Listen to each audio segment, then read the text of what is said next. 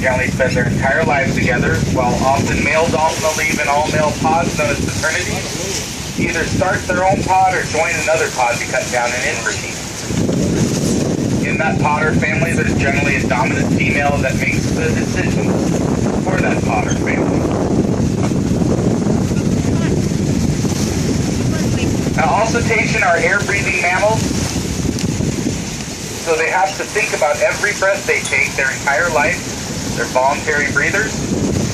So how they get enough rest to survive and still know when to come up to the surface to get a breath of air is they're able to shut half their brain down at a time. You can tell which side is sleeping because the opposite eye will close. Scientists believe they get about 4 to 8 hours a day, probably not all at the same time, but somehow this technique gives them enough rest to survive. Once again, that goes from these little dolphin all the way up to very large baleen whales. They sleep the same way, they give birth the same way, and they also hydrate their bodies